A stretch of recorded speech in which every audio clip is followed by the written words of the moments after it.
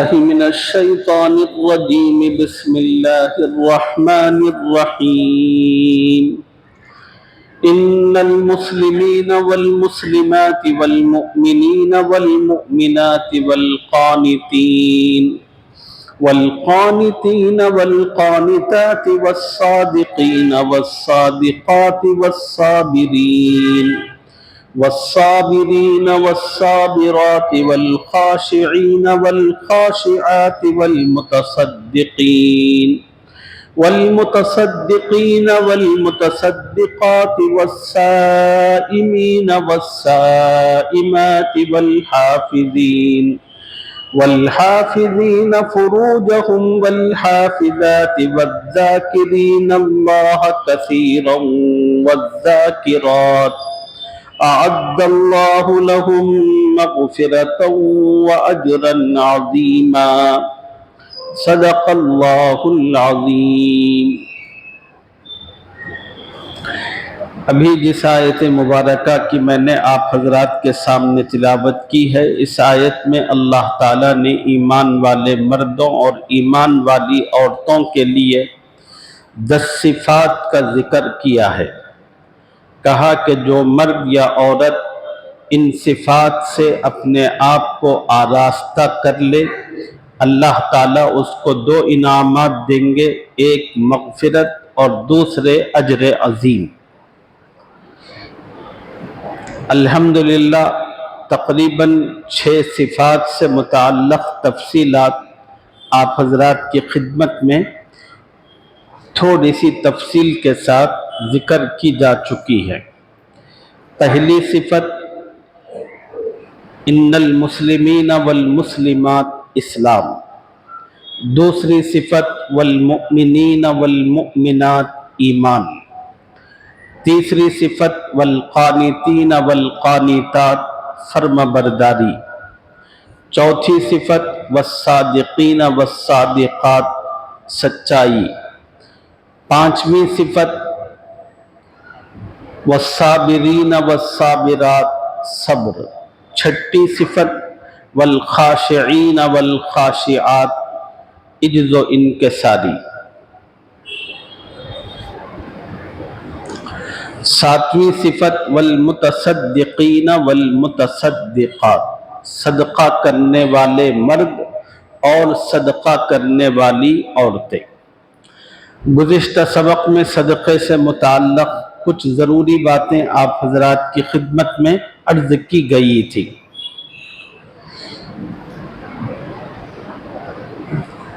صدقہ مال کا بھی ہوتا ہے، صدقہ اعمال کا بھی ہوتا ہے. مال کے ذریعے صدقہ کس طرح کیا جاتا ہے یہ آپ سب کو پتہ ہے. جب کوئی آدمی مال کے ذریعے صدقہ کرتا ہے تو یہ صدقہ اللہ کے غصے کو ٹھنڈا کرتا ہے، انسان کو اللہ کا قرب عطا کرتا ہے، انسان پر آنے والی مصیبتوں کو دور کرنے کا سبب اور ذریعہ بنتا ہے. صدقہ اعمال کا بھی ہوتا ہے.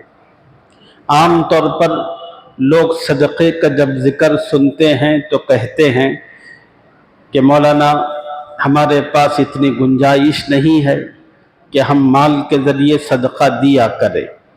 تو اپنے ذہن سے یہ بات نکال دیجئے، صدقہ صرف مال کا نہیں ہوتا، صدقہ اعمال کا بھی ہوتا ہے. حدیث میں رسول اللہ صلی اللہ علیہ وسلم نے مختلف اعمال کا ذکر کیا ہے. اگر انسان اٹھے بیٹھے چلتے پھرتے ان اعمال کو کرے گا تو اللہ ہر عمل پر اس کو ایک صدقے کا ثواب عطا کریں گے. ایک حدیث میں موجود ہے، رسول اللہ صلی اللہ علیہ وسلم نے ارشاد فرمایا، ہر انسان میں اللہ تعالیٰ نے 300 سے زیادہ جوڑ رکھے. اللہ نے ہر انسان میں 300 سے زیادہ جوڑ رکھے ہیں. اور پھر نبی نے صحابہ سے کہا کہ ایمان والے کے لیے لازم اور ضروری ہے کہ اپنے ہر جوڑ کی سلامتی کے بدلے میں ایک صدقہ کرے. تو صحابہ نے عرض کیا کہ یا رسول اللہ، ہم میں سے کس آدمی میں اتنی طاقت ہے کہ وہ روزانہ اپنے 300 سے زائد جوڑوں کے بدلے میں صدقہ کرے؟ تو حضور صلی اللہ علیہ وسلم نے صحابہ سے فرمایا، سبحان اللہ کہنا صدقہ ہے، الحمدللہ کہنا صدقہ ہے، اللہ اکبر کہنا صدقہ ہے، لا الہ الا اللہ کہنا صدقہ ہے، کسی مصیبت زدہ کی مدد کرنا صدقہ ہے۔ مصیبت زدہ آدمی کی مدد فقط پیسوں سے نہیں ہوتی، جو آدمی مصیبت میں مبتلا ہے اس کے لیے تسلی کے 2 جملے کہنا اور اس کو اطمینان اور دلاسا دلانا صدقہ ہے۔ نبی علیہ السلام نے فرمایا، کسی مومن کا کسی مومن کے ساتھ مسکراتے چہرے سے ملنا صدقہ ہے۔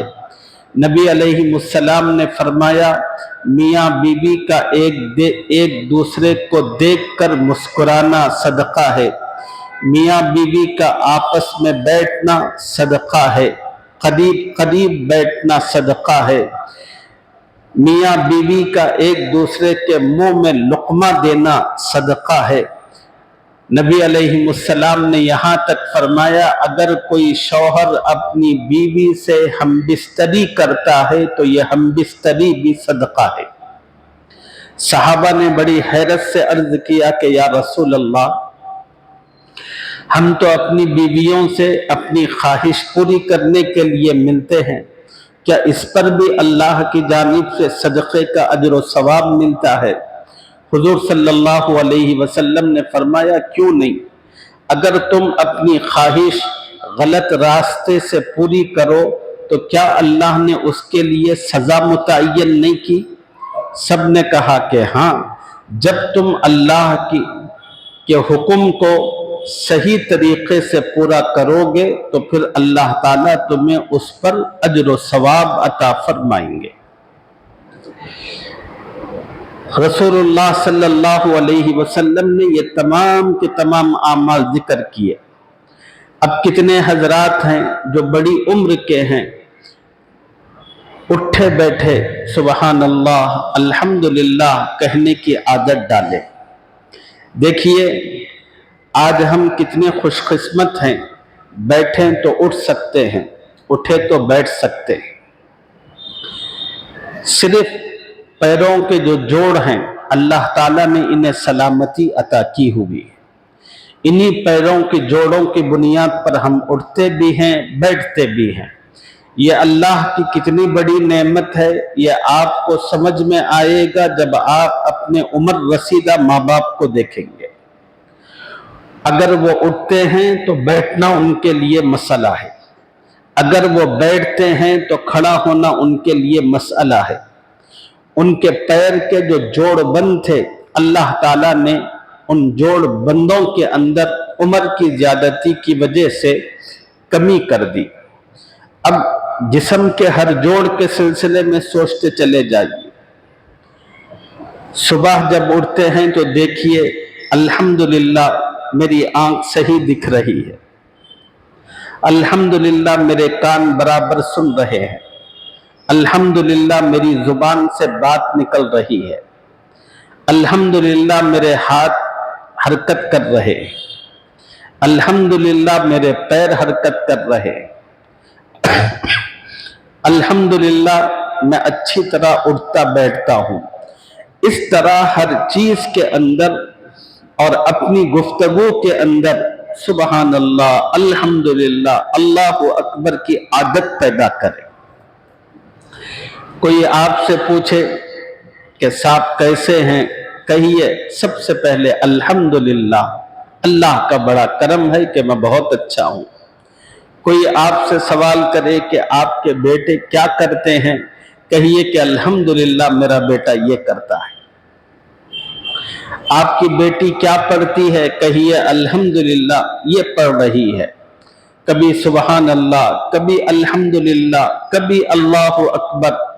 ان الفاظ کو اپنی بات چیت کا اور اپنی زندگی کا حصہ بنائیے تو پھر دن کے اندر بے شمار مرتبہ خدا کا نام آپ کی زبان پر آتا چلا جائے گا، پھر وہ نام آپ کے جسم کی سلامتی کے لیے صدقہ بنتا جائے گا۔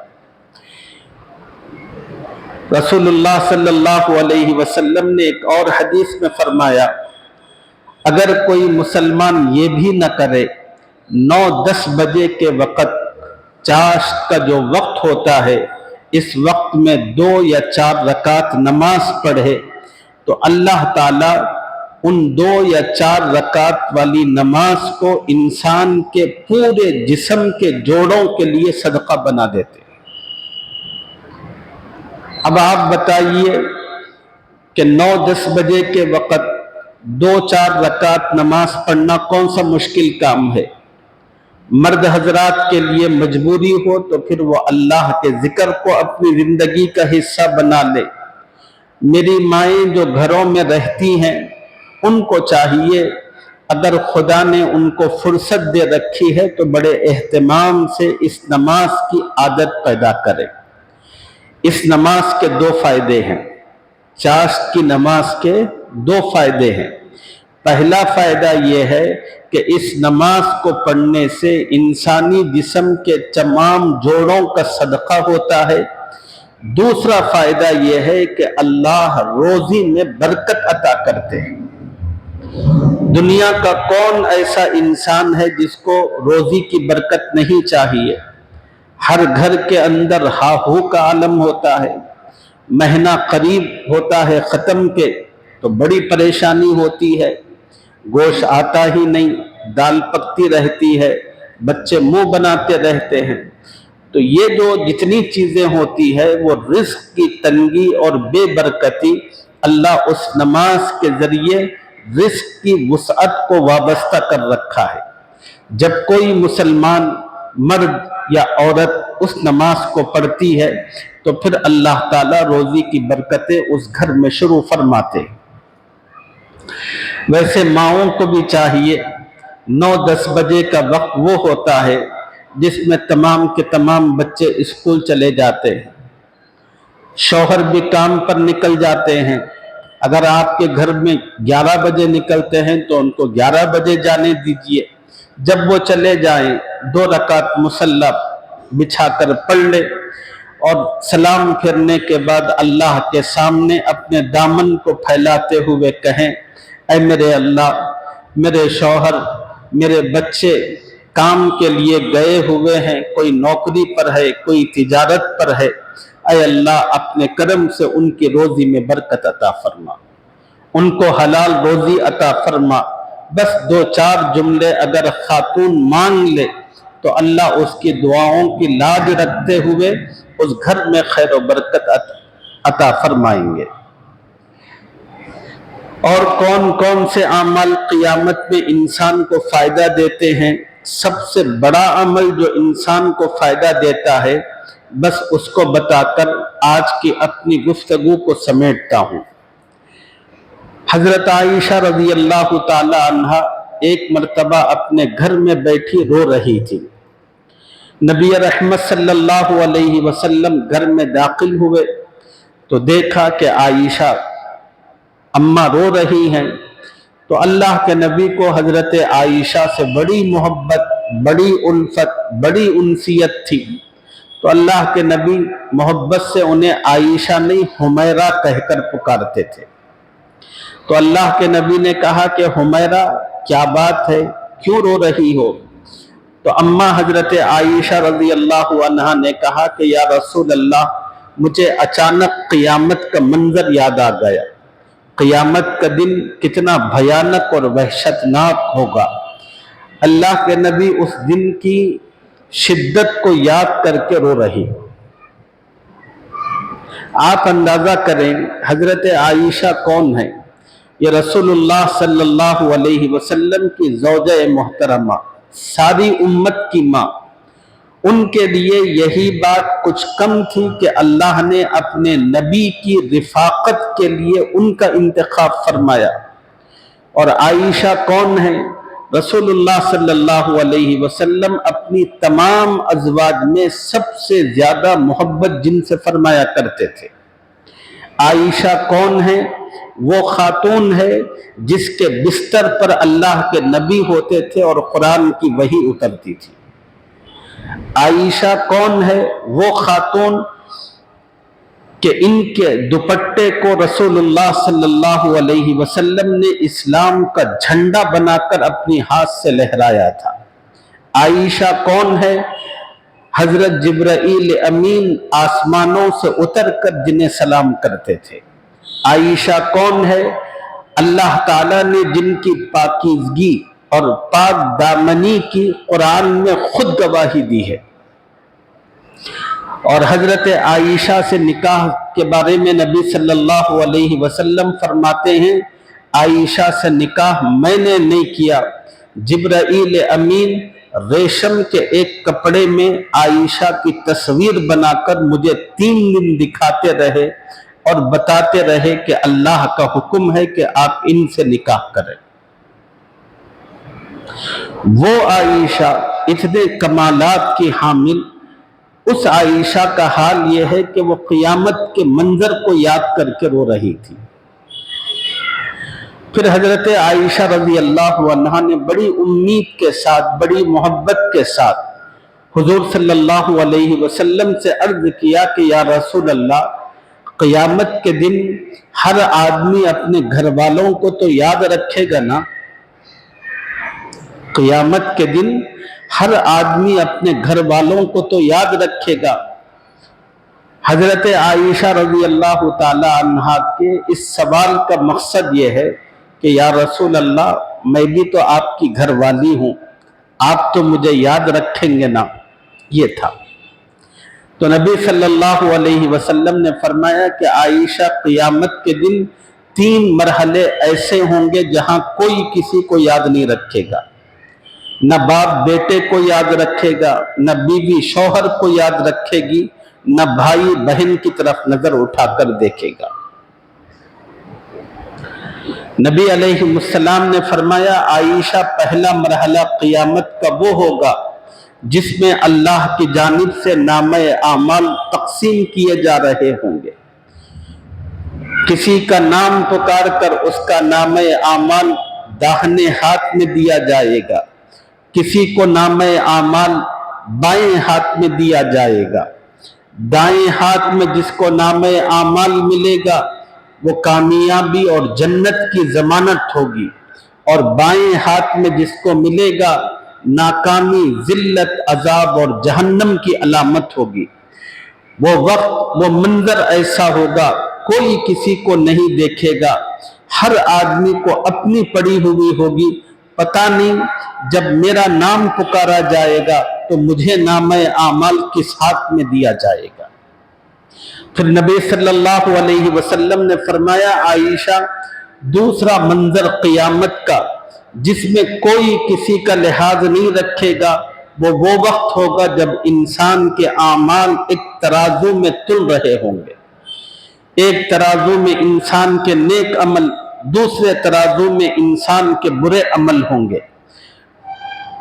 अब हर इंसान की जान में जान नहीं होगी, पता नहीं मेरी नेकियों का पल्ला झुकेगा कि बुराइयों का पल्ला झुकेगा। अगर बुराई का पल्ला झुक जाए तो नाकामी है, और नेकियों का पल्ला झुक जाए तो फिर कामयाबी है। फिर नबी सल्लल्लाहु अलैहि वसल्लम ने फरमाया कि आयशा, तीसरा वक्त वो होगा जब इंसान पुलसिरात को पार कर रहा होगा, उस वक्त भी कोई किसी का ख्याल और लिहाज नहीं रखेगा।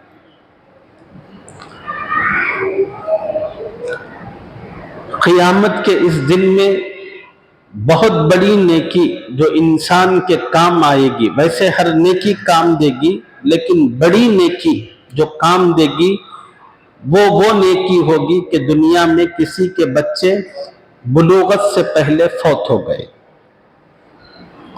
किसी के बच्चे बचपन के हालत में बालिग होने से पहले पहले गुजर गए। ये बच्चे माँ बाप के लिए जहन्नम से आड़ का सबब और जरिया बनेंगे। ماں باپ کی شفاعت کریں گے۔ ایک بزرگ گزرے ہیں حضرت مالک ابن دینار رحمت اللہ علیہ، پولیس کے محکمے میں کام کرتے تھے، شرابی کبابی آدمی تھے، بس روزانہ پینا لوٹنا ان کا کام تھا۔ انہوں نے بازار سے اپنے زمانے میں ایک باندی خریدی تھی، بڑی خوبصورت تھی اور انہیں اپنی اس باندی سے بڑی محبت تھی۔ 1 سال کے بعد اس باندی نے ایک بیٹی کو جنم دیا۔ وہ بیٹی ماں سے بھی زیادہ خوبصورت تھی اور مالک ابن دینار اپنی اس معصوم خوبصورت پھول سی بچی پر اپنی جان نشاور کرتے تھے۔ اتفاق ایسا ہوا کہ 2 سال کی عمر کو پہنچی وہ معصوم سی بچی، اس کا انتقال ہو گیا۔ مالک ابن دینار ٹوٹ گئے، پہلے ہی شراب میں غرق رہا کرتے تھے، اب بچی کے جانے کا غم اور اتنا حاوی ہوا کہ وہ اور زیادہ نشے میں دھت رہنے لگے۔ ایک رات مالک ابن دینار سوئے ہوئے تھے، اچانک انہوں نے خواب میں قیامت کا منظر دیکھا۔ ایک زور کی آواز آئی اور پلٹ کر دیکھا تو ایک بہت بڑا اژدہا منہ کھول کر ان کی طرف بڑھ رہا تھا۔ مالک ابن دینار نے اتنے بڑے اژدہے کو دیکھا تو ان کے جسم سے پسینے چھوٹ گئے، ہاتھ پیر پھول گئے۔ فوراً اپنی جان بچانے کے لیے انہوں نے دوڑ لگانی شروع کی۔ اب انہوں نے دوڑنا شروع کیا تو وہ جو اژدہا تھا پیچھے پیچھے ان کے چلا آ رہا تھا۔ یہ جتنا تیز دوڑتے تھے اژدہے کی دوڑ اتنی ہی زیادہ بڑھتی چلی جاتی تھی۔ اب یہ اپنی جان بچانے کے لیے بھاگ رہے تھے، ان کو کوئی نظر نہیں آ رہا تھا کہ کسی کو مدد کو بلائیں پکاریں۔ بہت دور بھاگنے کے بعد ان کو ایک بوڑھا آدمی نظر آیا۔ انہوں نے اس بوڑھے سے کہا، بھائی صاحب میری مدد کرو، یہ خطرناک اژدہا میرے پیچھے پڑا ہوا ہے اور مجھے کھانا چاہتا ہے۔ اس بوڑھے نے کہا کہ بیٹا میں بڑا کمزور ہوں، تمہاری مدد نہیں کر سکتا، یہ سامنے جو پہاڑی ہے اس پہاڑی پر چلے جاؤ، ہو سکتا ہے کہ وہاں تمہیں کوئی مدد ملے۔ مالک ابن دینار کہتے ہیں کہ اس بوڑھے کے کہنے کے بعد میں پہاڑی کی طرف دوڑ لگایا۔ جب میں پہاڑی کے قریب گیا تو کیا دیکھتا ہوں کہ پہاڑی کے بالکل دوسری طرف جہنم ہے۔ قریب تھا کہ میں تیزی میں جا کر اس جہنم میں گر جاتا۔ اچانک میں رک گیا اور رک کر پھر پلٹ کر واپس بھاگنے لگا تو دیکھا کہ وہ اژدہا برابر میرے تعاقب میں آ رہا تھا۔ اب میرا اور اس کا جو فاصلہ تھا اور قریب ہونے لگا۔ پھر میں بھاگتا رہا، پھر مجھے وہی بوڑھا ملا۔ میں نے اس بوڑھے سے کہا، بابا میرے حال پر رحم کرو، اژدہا میرا پیچھا نہیں چھوڑ رہا، میری مدد کرو۔ بوڑھے نے کہا، بیٹا میں بڑا کمزور ہوں، تمہاری مدد نہیں کر سکتا، یہ اژدہا تو بڑا طاقتور ہے، یہ جو دوسری پہاڑی ہے وہاں جاؤ، ہو سکتا ہے کہ وہاں تمہیں ضرور مدد ملے۔ اب حضرت مالک بن دینار کہتے ہیں کہ میں اب بوڑھے کی بات سن کر اب دوسری پہاڑی کی طرف سر پر دوڑنے لگا۔ اب وہ اژدہا اور قریب آ چکا تھا، بس قریب تھا کہ وہ منہ کھول کر مجھے لیتا، یہاں تک کہ میں پہاڑی پر پہنچ گیا۔ جب میں اس پہاڑی پر پہنچا تو کیا دیکھتا ہوں کہ وہاں خوبصورت مکانات کی لاتعداد قطاریں ہیں اور وہاں پر ایک دربان ہے محافظ سیکیورٹی والا۔ جو ہی میں وہاں پہنچا تو اس دربان محافظ نے فوراً آواز دی، بچیوں باہر نکل آؤ، دیکھو کیا تم میں سے کوئی اس کی سفارش کر سکتا ہے؟ بس دربان کی یہ آواز نکلنی تھی کہ اچانک گھروں کی کھڑکیاں کھلی، دروازے کھلے، لاکھوں بچے باہر آئے۔ ان بچیوں میں مالک ابن دینار کہتے ہیں کہ میری وہ بیٹی بھی موجود تھی جو 2 سال کی عمر میں وفات پا چکی تھی، اور مجھ پر میری بیٹی کی نظر پڑی تو وہ چھلانگیں مارتی ہوئی آئی اور سیدھے میرے گود میں سوار ہو گئی۔ میری حالت بڑی خراب ہو چکی تھی، جسم پسینہ چھوڑ رہا تھا۔ میں نے بیٹی سے کہا کہ بیٹی بڑی مصیبت میں ہوں، اژدہا میرے پیچھے پڑا ہے۔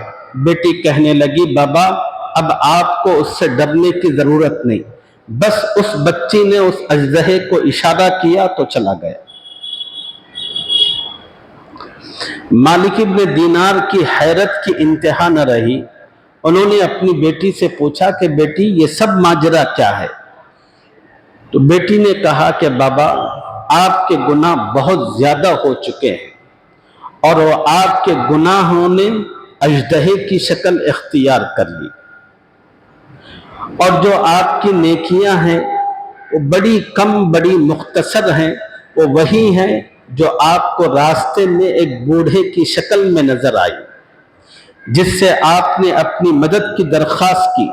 اس بوڑھے نے کہا کہ میں کمزور ہوں، میں تمہاری کوئی مدد نہیں کر سکتا۔ پھر بیٹی نے کہا بابا کیا ابھی بھی سدھرنے کا، سنبھلنے کا وقت نہیں آیا؟ الم یأن للذین آمنوا ان تخشع قلوبہم لذکر اللہ، کیا ایمان والوں کے لیے اب بھی وہ وقت نہیں آیا کہ ان کے دل اللہ کے نام سے بوجھل ہو جائیں؟ مالک ابن دینار کہتے ہیں کہ اس کے بعد میری آنکھ کھلی اور انہوں نے اپنے تمام گناہوں سے سچی پکی توبہ کی، ولایت کے اونچے مقام و مرتبے پر فائز ہوئے۔ انہوں نے اپنا یہ واقعہ سنایا، یہ سچائی ہے اور حقیقت ہے، اور اللہ تعالیٰ اپنے کسی بندے کی ہدایت، رہبری اور رہنمائی کا سامان اس طرح بھی کرتے کہ خدا نے اس طرح کا خواب دکھا کر ان کو اپنے ولیوں میں شامل کر لیا۔ ہمیں بھی چاہیے یہ مرحلہ جو مالک ابن دینار کے ساتھ پیش آیا وہ ہمارے ساتھ بھی پیش آئے گا۔ آپ اپنا جائزہ لیں، میں اپنا جائزہ لیتا ہوں۔ آپ دیکھیں غور کر کے آپ کی نیکیاں نوجوان کی شکل میں ہیں یا ہمارے اپنے گناہ مالک ابن دینار کے اژدہے سے بھی زیادہ بڑے ہیں۔ اگر ہمارے گناہوں کی کثرت ہے تو پھر اللہ تعالیٰ سے توبہ کا اہتمام کرے، ان غلط چیزوں کو، غلط عادتوں کو اپنی زندگی سے ختم کرے۔ نیکیوں میں کمی ہے تو اس نیکیوں کو بڑھانے کی فکر اور کوشش کرے، زندگی میں اچھائیوں کو لائے، گناہوں اور خرابیوں سے اپنی دوری پیدا کر لے۔ اور یہ جو قیامت میں کام آنے والی نیکی ہے، چھوٹے بچے کی شفاعت، یہ بڑی اہم نیکی ہے، بڑی مضبوط اور طاقتور نیکی ہے۔ مگر افسوس کی بات، ہمارے اپنے بہت سارے مسلمان بھائی جہالت کی وجہ سے، دین کی تعلیم سے دوری کے نتیجے میں اس نیکی سے جو فائدہ اٹھانا چاہیے تھا اس سے محروم ہوتے جا رہے ہیں۔ کسی کے گھر بچے کا انتقال ہوتا ہے تو اب لوگ رونا پلانا، چیخنا چلانا، اللہ کی تقدیر سے گلے شکوے، خدا سے ناراضگی، یہ ساری کی ساری چیزیں بیان کرتے ہیں۔ اس کے نتیجے میں وہ جو بچہ آپ کے لیے مغفرت کی ضمانت بننے والا تھا، ان شکووں کی وجہ سے وہ سب ختم ہو جاتا ہے، اور لوگوں کو اس کا احساس اور شعور تک نہیں رہتا۔ ہر آدمی کو یہ سمجھنا چاہیے کہ بچہ ہو کہ بڑا ہو، سب اللہ کے پیدا کیے ہوئے ہیں، اور خدا نے ہر کسی کی اس دنیا میں ایک عمر، ایک وقت مقرر کر رکھی ہے۔ جب تک انسان کی موت کا وقت آتا نہیں، اللہ کسی کو اپنے پاس نہیں بلاتے۔ خدا کسی کو بچپن میں بلاتے ہیں، کسی کو جوانی میں بلاتے ہیں، کسی کو بڑھاپے میں بلاتے ہیں، اور کوئی کراہ رہا ہوتا ہے، موت کی تمنا کر رہا ہوتا ہے، اس کے باوجود اللہ اس کو موت نہیں دیتے۔ یہ اللہ کا نظام ہے، اور جب تک انسان اللہ تعالیٰ کا مقرر کیا ہوا وقت پورا نہیں کرتا، اس وقت تک اس کو موت نہیں آتی۔ جب زندگی میں اس قسم کے حالات آتے ہیں تو غم ہوتا ہے، صدمہ ہوتا ہے، اس صدمے پر آپ روئیں، مگر اللہ کی تقدیر پر، اللہ کی ذات پر کسی قسم کا گلہ شکوہ نہ کریں، بلکہ کہیں کریم آقا آپ تو 70 ماؤں سے زیادہ محبت کرتے ہیں، اے اللہ یہ میرا بچہ مجھے بہت پیارا تھا، میری بیٹی مجھے بہت پیاری تھی، اے اللہ آپ کی دی ہوئی امانت تھی، آپ نے اس امانت کو اپنے پاس بلا لیا۔ کریم آقا آپ 70 ماؤں سے زیادہ محبت کرتے ہیں، اے اللہ مجھے ایک اور بچے کا، ایک اور بچی کا تحفہ اپنے کرم سے عطا فرمائیے، اے اللہ مجھے ٹھنڈک عطا فرمائیے، مجھے صبر اور حوصلہ عطا فرمائیے، اے اللہ میری بیوی کو صبر اور حوصلہ عطا فرمائیے، اے اللہ اس غم کے موقع پر مجھے ثابت قدمی عطا فرمائیے، میری زبان سے، میرے عمل سے کوئی ایسی حرکت مت صادر کروائیے جو میرے اجر کو ضائع کرنے والی اور برباد کرنے والی ہو۔ اس قسم کی دعا کا اہتمام کرے اس موقع پر۔ بس انہی مختصر سی باتوں کے ساتھ میں اپنی گفتگو ختم کرتا ہوں۔ اللہ اپنے کرم سے مجھے مال کے ساتھ ساتھ اعمال کے ذریعے سے بھی صدقہ کرنے کی توفیق عطا فرمائے، آمین یا رب العالمین۔ سبحان اللہ و بحمدہ، سبحانک اللہم و بحمدک، ونشہد ان لا الہ